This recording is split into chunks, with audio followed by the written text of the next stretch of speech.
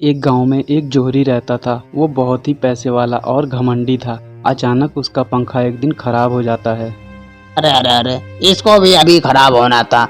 अच्छा खासा सपना देख रहा था, सपना तोड़ दिया। अभी इसको खोल के बाहर फेंकता हूँ। वैसे भी पैसा बहुत है, बकरी नहीं खा रही है, नया लगवा लूंगा। उस जोहरी को पैसे का बहुत ज़्यादा घमंड होता है। इसी वजह से वह उस पंखे को खोल कर ले जाकर बाहर कचरे के ढेर में फेंक देता है।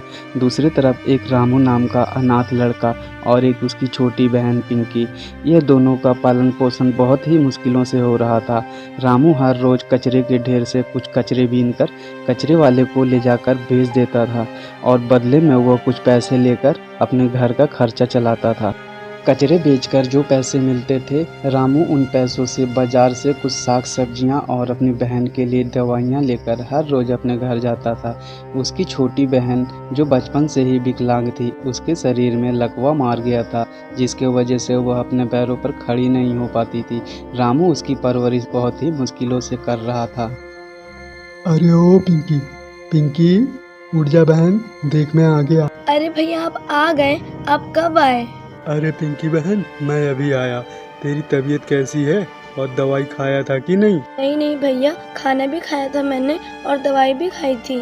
अच्छा, तू बैठ आराम से, मैं तेरे लिए खाना लेके आता हूँ, खाना खा ले अब, ठीक है? फिर रामू पिंकी के लिए खाना लेने किचन में जाता है और किचन से खाना लेकर वापस आता है और खाना पिंकी को दे देता है। पिंकी खाना खाने लगती है। पिंकी खाना खाकर रामू से कुछ पूछती है। भैया क्या मेरा पैर कभी नहीं ठीक हो पाएगा? मैं कभी नहीं चल पाऊंगी। अरे मेरी बहन, तू चिंता मत कर, मैं खूब मेहनत करूँगा और खूब पैसे कमाऊँगा। देखना, एक दिन मैं तेरा इलाज बहुत बड़े डॉक्टर से कराऊँगा और तू बिल्कुल ठीक हो जाएगी। फिर खेलने कूदने दौड़ने भागने लगेगी तू। बातें करने के बाद दोनों भाई बहन सो जाते हैं और सुबह होते ही मकान का मालिक मुकंदीलाल अपना किराया लेने के लिए आता है। रामू, अरे ओ रामू, बाहर निकल। हे भगवान, मकान मालिक आ गए। अब मैं इनको पैसे कहाँ से दूँ? मेरे पास तो पैसे ही नहीं है, अब मैं क्या करूँ? मकान मालिक की आवाज़ सुनकर रामू बहुत ही ज़्यादा डर जाता है और वो डरते घबराते हुए घर से बाहर निकलता है और मकान मालिक के पास जाता है। देख रामू, तेरा 3 महीने का किराया हो गया है। आज तो मेरे को पैसा चाहिए। अगर पैसा नहीं मिला तो तेरा सारा सामान घर से बाहर निकाल के फेंक दूंगा। फिर मत कहना मेरे से, मेरे को तो पैसा चाहिए। अरे सेठ जी, ऐसा मत कहिए। मैं अपनी बहन को लेके कहाँ जाऊँगा? मुझे कुछ समय दे दीजिए, मैं आपको एक एक पैसा चुका दूंगा। ऐसा मत कीजिए सेठ जी, मैं आपके पैर पकड़ता हूँ। अच्छा चल ठीक है, पैर मत पकड़ मेरे। मैं तेरी बहन को देख के तेरे को 1 हफ्ते का टाइम और देता हूँ, लेकिन मेरे को 1 हफ्ते के अंदर अंदर पैसा चाहिए। अगर तूने मेरा पैसा नहीं दिया तो मैं तेरा सामान और तेरी बहन को निकाल के बाहर फेंक दूंगा। फिर मेरे को मत कहना। कहाँ फंस गया किराए पे मकान देके।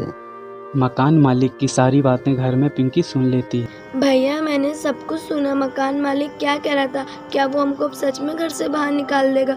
अब हम क्या करेंगे भैया? अरे नहीं पिंकी, ऐसा कुछ भी नहीं होगा। तू चिंता मत कर, मैं पैसों का इंतजाम कर लूँगा। अब मैं काम पे जा रहा हूँ, तू खाना वाना खा के दवाई खा लेना और आराम करना, ठीक है?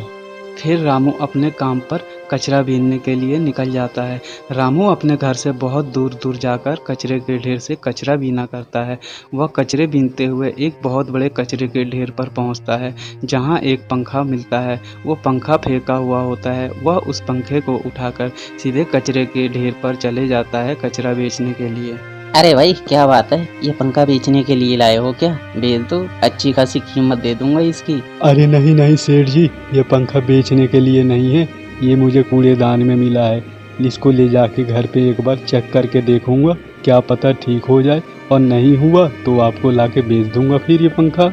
फिर रामू कचरे को बेचकर और पंखे को लेकर सीधे अपने घर की ओर बढ़ जाता है, जहां उसकी विकलांग बहन पिंकी, जो चल नहीं सकती, वह उस पंखे को देखकर बहुत ही ज़्यादा खुश हो जाती है। पिंकी, ओ पिंकी, उठ जा बहन, देख मैं क्या लाया हूँ। अरे वाह भैया, पंखा आप कहाँ से लाए? अरे बहन पिंकी, ये पंखा तो मुझे बाहर कूड़ेदान पर पड़ा हुआ मिला था, मैं इसको ले आया। मैंने सोचा इसको खोल के एक बार चेक करता हूँ क्या पता ठीक हो जाए ये मेरे से। हे भगवान, काश ये पंखा ठीक हो जाता तो हम भी ताजी ताजी ठंडी ठंडी हवा खाते। भैया आप इसे जल्दी से ठीक करके लाओ। अच्छा अच्छा, ज़्यादा खुश होने की ज़रूरत नहीं है।